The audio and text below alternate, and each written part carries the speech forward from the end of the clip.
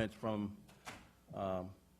me, and then we'll have Deputy Chief Navales comment, and then we'll have Chief of Detectives Brendan Denahan, and then I'll come back for maybe a few more additional comments, and then we'll take any and all questions within limits. So let's start out with, first of all, I want to open up with keeping our thoughts and prayers with Ella French's family, Carlos Llanes and his family, as well as our U.S. military, particularly our Marines and their families, and special notes of thoughts and prayers as well to New Orleans and the Louisiana Bayou area, and all of the first responders and emergency management personnel working in the midst of a storm. We have a couple of things statistically to go through that we normally do. Gun arrests, so far this year is 3,895. Guns recovered, so far this year are 8,227. Carjacking arrests, which is 3 categories of offenses, is 911. The 3 categories are obviously vehicular hijacking, that's 218 arrests of that 911. Possession of a stolen motor vehicle is 258 of that 911, and the last category is criminal trespass to vehicle is 442 arrests of the total 911 arrests so far in 2021 for carjacking. And finally, a new category that we hadn't done much statistical analysis in media to, but we constantly review this, is our criminal conspiracy cases out of our criminal networks unit.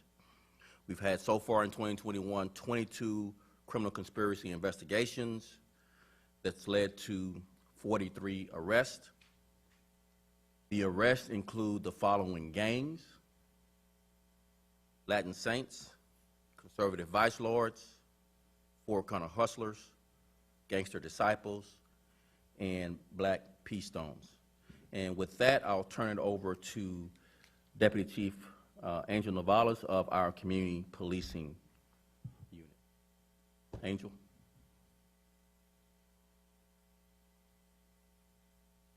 Good morning.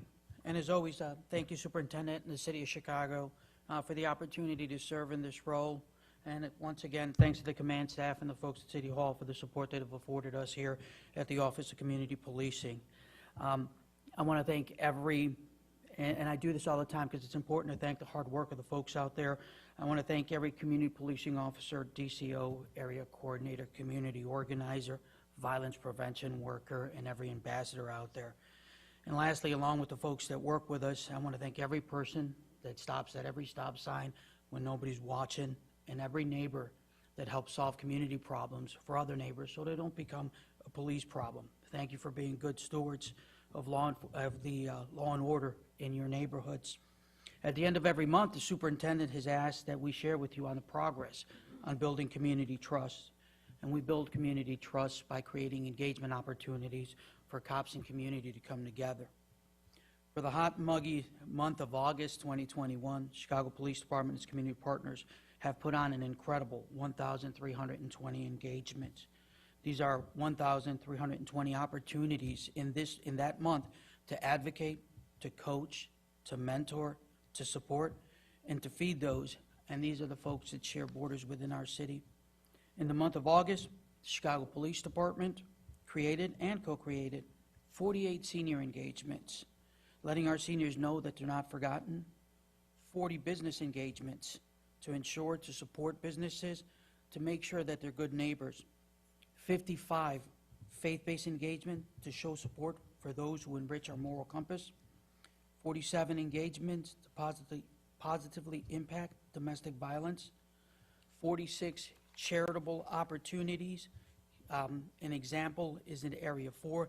There was a back-to-school backpack giveaway and gathering. Kids received backpacks, school supplies, fresh haircuts, courtesy of the 10th District Commander, CAPS, and DCOs, helping our youth be prepared to go to school.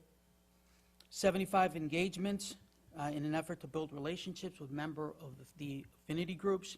That's all the affinity officers that we put out in the district, reaching out to communities that are either disenfranchised or may not have those good relationships with the police department.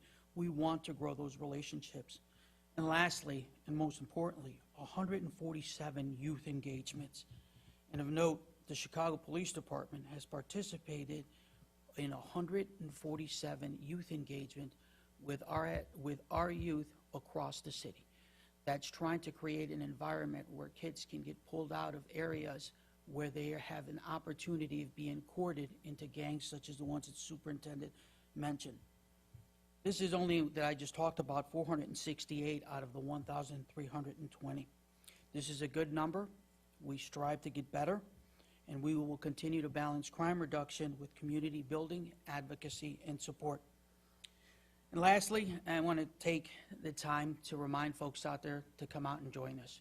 Reach out to your local community policing office and be part of these engagements. Be part of growing that relationship.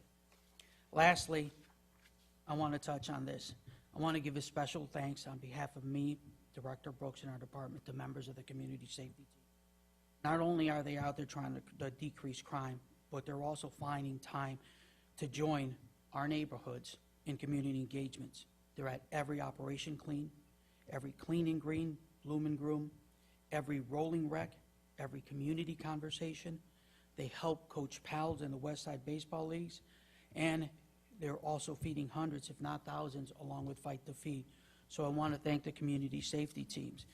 In honor of Officer Ella French, CST assisted in the Run to Remember by setting up the route on Saturday. They included placing pictures of all of the Chicago Police Department's fallen along the finish line to remind the officers of the names and faces of those heroes who paid the ultimate sacrifice, officers who ran and walked on Team Ella. I want to thank the community safety team, the City of Chicago, and the superintendent for the opportunity at trying to build these relationships. Thank you. Have Chief Detective Brendan Deanahan come up next, give an investigative update. Good morning. I want to give a brief update on a police-related incident that just happened about a block away from here where an offender shot at a police officer. So about an hour ago on 35th Street, right between Michigan and Indiana here, officers responded to a person with a gun call, and they saw someone matching that description, and they got out to approach that individual. That individual fled on foot and then turned around with a gun and shot one time at the officers. The officers were not struck. The foot pursuit continued, at which point the offender was eventually arrested, and with the help of some good community citizens, they pointed to where he threw the gun, and the weapon was recovered. So that just happened. It's an ongoing investigation, but I know the superintendent constantly speaks about it, and you know, we have another incident here of instead of somebody complying with the police officers, or instead of just putting the gun down, they make a choice to shoot at the police officers, and we're fortunate enough that we don't have another officer severely injured. There was another incident last night near North State Street where an individual was shot in the neck and then additionally shot in the back, and in that incident, a female was placed in custody with the gun. And once again, that investigation is ongoing. We don't have a motive for that yet. We're trying to go back and look at video to see what altercation may have occurred. With that, I'll turn it back over to the soup.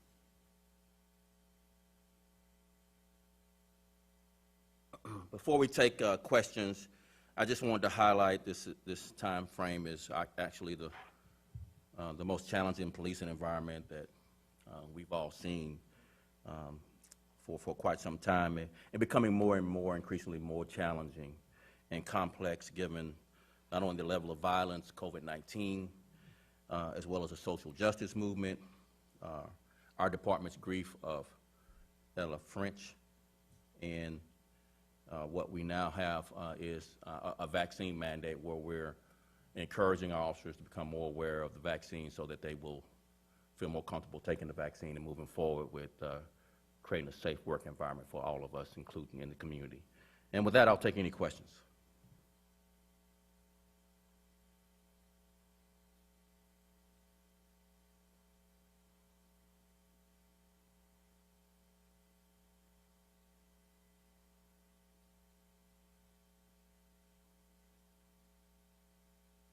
So when that happened, we immediately took action. We created an investigation that was preliminary in BIA and the Bureau of Internal Affairs, which was then forwarded to COPA. COPA has purview over the investigation, and as soon as we get more information, obviously everything's still preliminary. What we do know is there was some closure of the beach, apparently, that preceded this interaction. That's the extent of what we know. You know, we don't have an arrest, apparently, by this officer, and we don't fully understand, because we haven't interviewed this officer yet. COPA will be in charge of that interview. I believe COPA has reached out to the person you see on video walking the dog that had the struggle with the officer. I believe they're initiating that conversation, but we don't have a conclusion to the investigation that obviously just started over the last 48 to 24 hours. So we don't have an update. All we have is what I just said. Apparently there was a closure of that area of the beach, and then that precipitated the interaction. We don't yet know what was done or said. All we know is that the person was not arrested, and yet the officer had, obviously you see the interaction on video.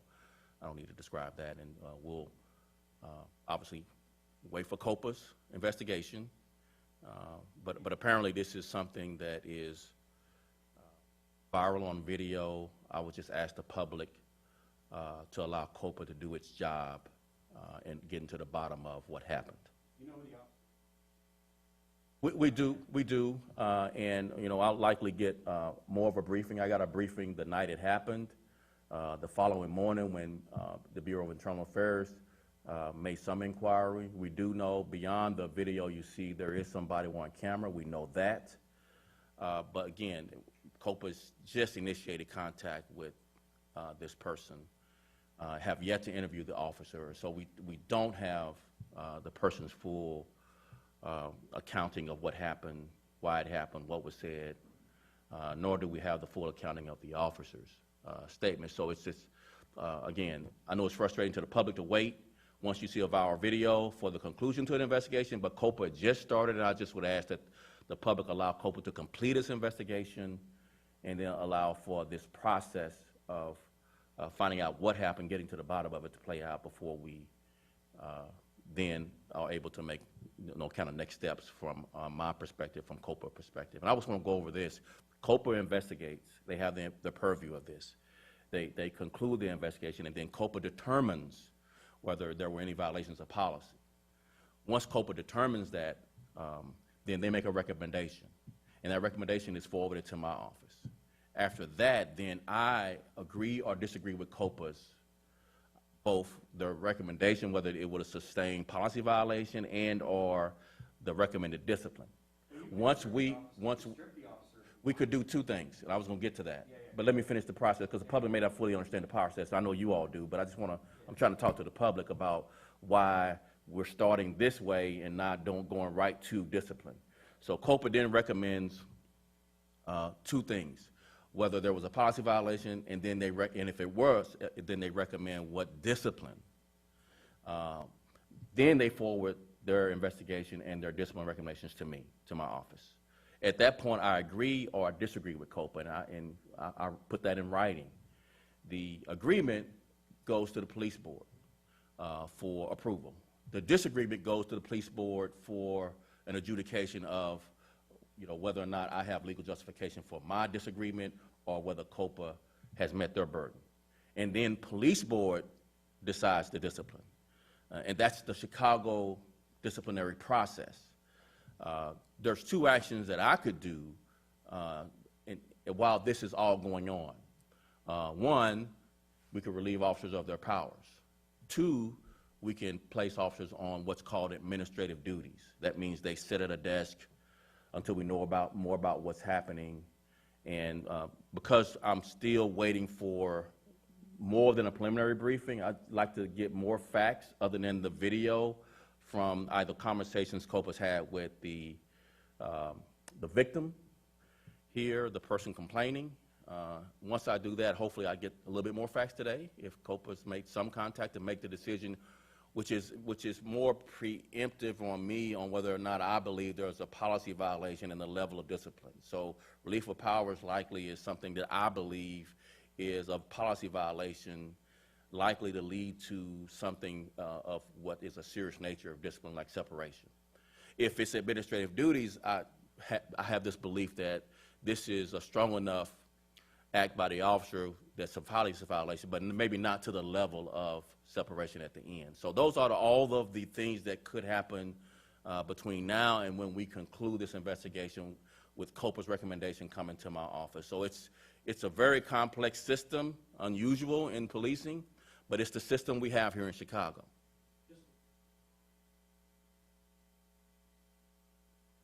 No, I have yet to make that decision. I've had just one preliminary briefing from BIA. I have yet to get whatever COPA has done thus far. Hopefully I could get that this morning to then make those decisions that I just described.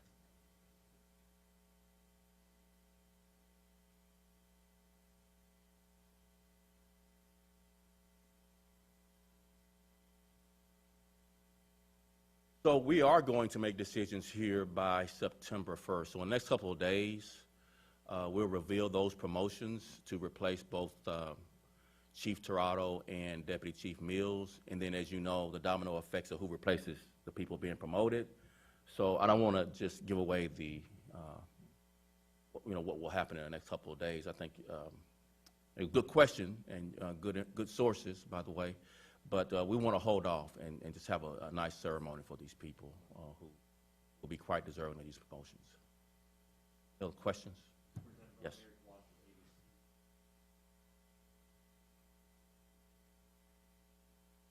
Yeah.